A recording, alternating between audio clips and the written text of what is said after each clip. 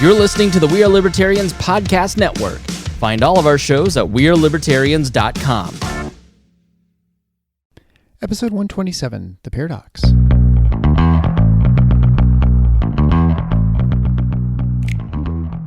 Welcome to The Paradox with your attending, Dr. Eric Larson. He is a practicing anesthesiologist and clinical assistant professor at Michigan State University College of Human Medicine. Listen in as he takes you behind the scenes of what practicing medicine in today's ever-changing world is like with another doctor. The Paradox is a fun and accidentally informative show for physicians, patients, or anyone who has ever found themselves in a waiting room.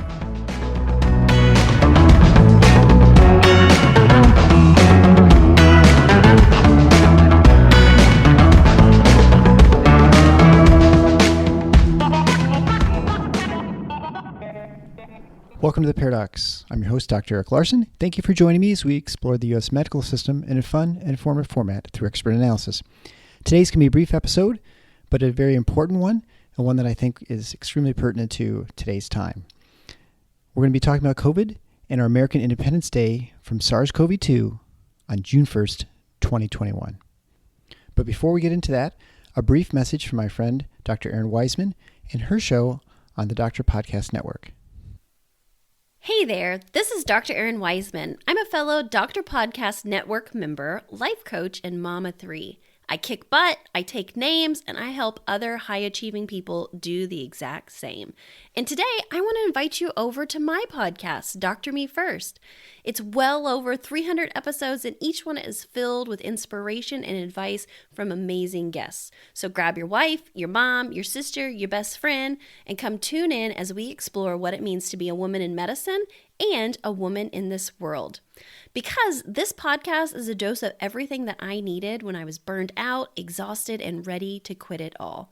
At the end of the day, I do this to help you feel more connected to yourself and to connect with others. I love to end my show with a kick of encouragement, so here's my favorite tagline. Your life, your calling, your pulse matters. See you over at Dr. Me First. Thanks, Erin. As always, you can find show notes for this episode at theparadox.com/127, which will have links to other things that we talk about with COVID. But let's get into this really important discussion. If you need background information to what I'm going to discuss, I would just direct you to look at episodes 101 or 114. You can find these at theparadox.com/101-114. You can also just go to paradox.com. That's paradocs.com. And there you can find an entire list under the podcasts of the different shows and different topics we talk about. We don't talk just about COVID. We talk about the medical industry, various topics that are related to medicine, whether it's history or other things that go on with medicine, the practice of medicine. So the first thing we need to do, I need you to take a look in the mirror. I need you to look down and look at your shirt. If you're wearing a red shirt, I need you to take it off. Not just one sleeve, I want you to take it all the way off. And if you look down and you say, I'm wearing a blue shirt, I need you to take that off as well. No red or blue shirts for this episode. I'm not either. I've tried it. Doesn't work for me. Today we're just going to talk as Americans. No politics. No parties. No teams.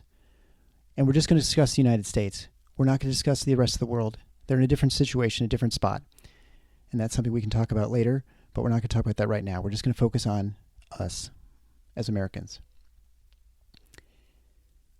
It's time to open up because we have plenty of a really miraculous vaccine. The messenger RNA vaccines are going to revolutionize, I believe, medical treatments going forward. But the point is that right now, we are entering the last phase of the transition out of the pandemic or epidemic into endemic for our country. Why do I say this? And, aren't you still potentially at risk of reinfection or breakthroughs? Won't we still get outbreaks until we hit herd immunity? Well, let's briefly talk numbers. As of this recording, we're looking at 247 million vaccines have been administered in the United States. 147 million people have been receiving at least one dose, or 44%, and 105 million people are fully vaccinated, which means they got the full series of 2 vaccines, and that's 31.8%. If you break it down by demographics, a percentage of the population over the age of 18, so adults, that's 56.3% have some immunity to the vaccine. We know it's pretty good just with even one dose, or 40% fully vaccinated. And if you look at those who are elderly, those over the age of 65, who are absolutely at the highest risk for significant mortality and morbidity, they're at 82.8% partially vaccinated and 69.7% fully vaccinated. But that's only part of the immunity picture, right? Because we know that if you've been naturally infected with SARS-CoV-2 and got infected, you too have immunity to it. At least as good, if not better, and probably better, at least slightly, than if you had a vaccine. So if you add in those who've had COVID, we're going to conservatively say between 20 to 30% of the American population, and we will assume a similar distribution within those who are being vaccinated. That changes our numbers to 87%, almost 90% of those who are elderly, and 67.2% of people who are classified as adults, or 18 and older. We do know that reinfections or breakthroughs with COVID are usually much less severe and don't lead to hospitalization or ICU or death. Of course, it's not always the case. Some people do get really sick, but not usually. So on June 1st, 2021, it should be our American COVID Victory Day. All restrictions, mask mandates, lockdowns, gathering limits, all of it should go away. I don't care if you think the lockdowns worked or didn't. It doesn't matter. I don't care if you think masks are highly protective or you call them face diapers. I don't care. Those are debates we can and probably should have over the next few years. But right now, we need to move forward together.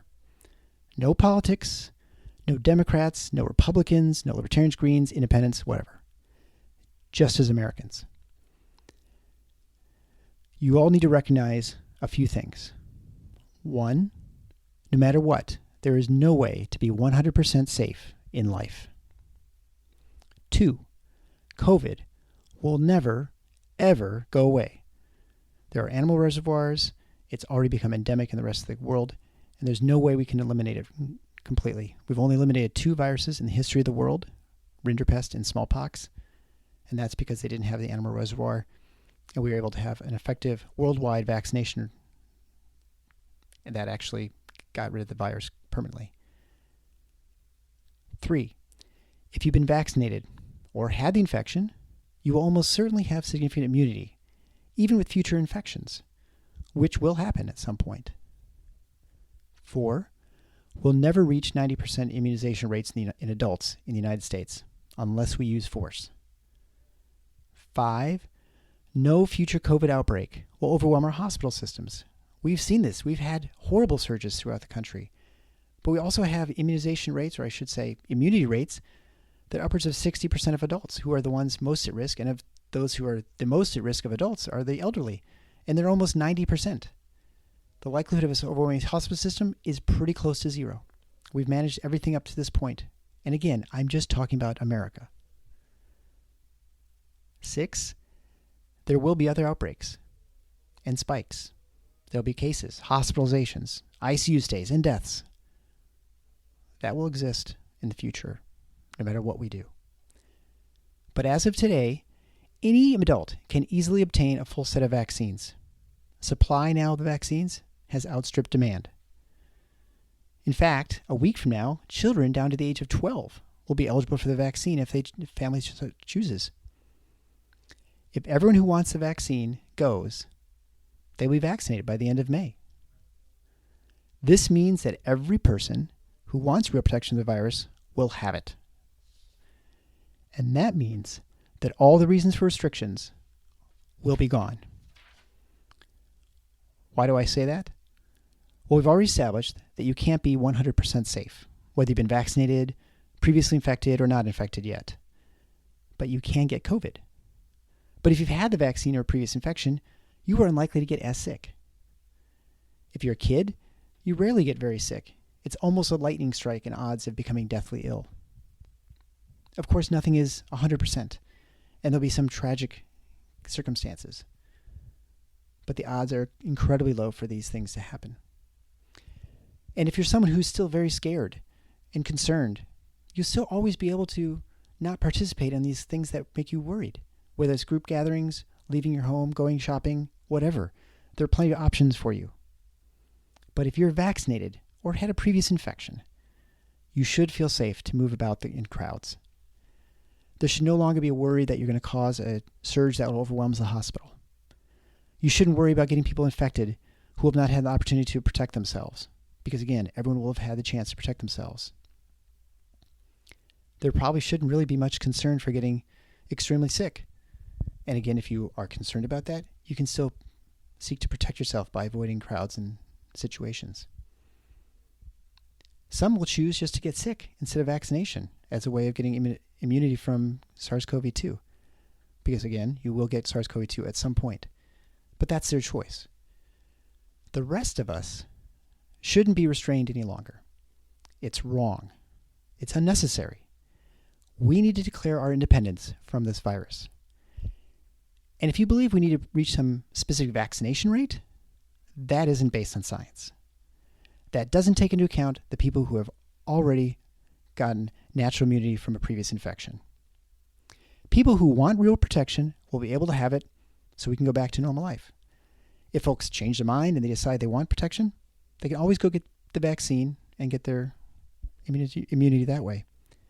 There is no reason, scientific, epidemiological, to keep things shut down.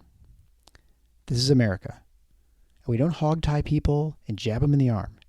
We persuade and let people do as they please and as they choose, and let them live with the consequences of their decisions.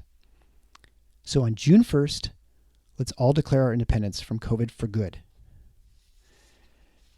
And when it comes to children, I recognize your fear and understand your concern. Losing a child is the worst thing I can imagine happening to a parent. I've lived it. On August 15th, 2018, I lost my 14-year-old son, Andy, in a car accident to a distracted driver. There was nothing I could do.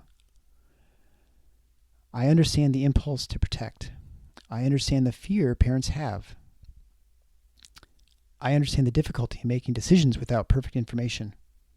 It's agonizing. But life, as I've learned, is sometimes brief and comes with no guarantees. I had to make a decision early on after Andy's death on whether to drive or not. Driving is a dangerous activity. We know this. You look at the traffic fatality numbers and injuries. I had to weigh the risks of doing the practice of driving a car versus not participating in life. Would my children have fulfilling lives stuck at home, not going to school or work, seeing friends, sports, activities? Would life be as rich? Would that be living? Ultimately, we had to choose life. We're all faced with decisions that we have to make without knowing the future. Most importantly, you will have to figure out where you set the boundaries for life and risk. But this should not be a political decision. It is personal and individual. Recognize that we weigh risks and benefits individually and with imperfect information and knowledge, but respect others' choices and how they make the calculations. That is the defining principle of America. So let's celebrate together the end of this pandemic on June 1st and go back to wearing our red and blue shirts some other time. But before we end, don't forget to hang out with my friend, Dr. Aaron Wiseman, over at Dr. Me First on your favorite podcast app. Thanks for listening to The Paradox. If you like what the doc is doing, please subscribe and leave a review on iTunes or Stitcher. And share the show with your friends. Become a supporting listener to get access to special bonuses at patreon.com/The Paradox. Show notes can be found at theparadox.com.